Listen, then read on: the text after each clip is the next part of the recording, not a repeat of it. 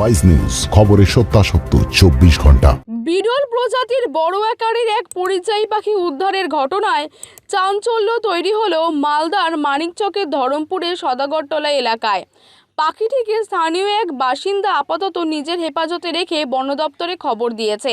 Remal ঘূর্ণিঝড়ের কারণে হোক বা আর কোনো কারণে হোক, একটা পরিযায়ী পাখি যেটা এখানে সাধারণত দেখতে পাওয়া যায় না, এই ধরনের পাখি পাওয়া গেছে।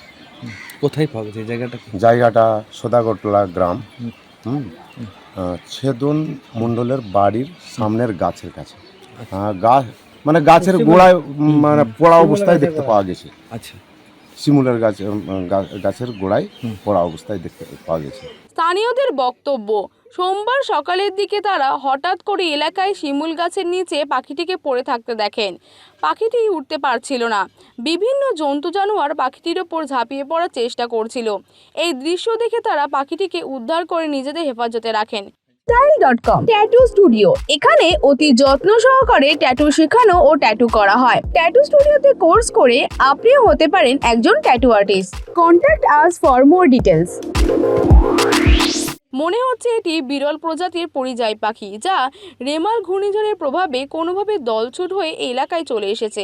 তাই তারা চান বন দপ্তর থেকে এসে পাখিটিকে উদ্ধার করে নিয়ে যাওয়া হোক এবং নিরাপদ আশ্রয়ে রাখার ব্যবস্থা করুক।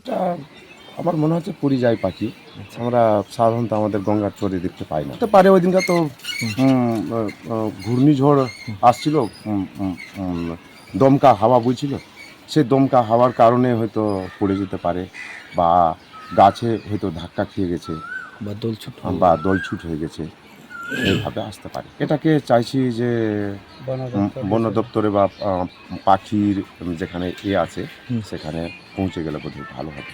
ঠিকঠাক খাওয়া দাওয়া করছে না, কত জল খাবারের দরকার আছে, সেগুলো হয়তো ভয়ে বা আর কোনো কারণে হয়তো একটা লাইফ সেফটি হয়ে যাবে।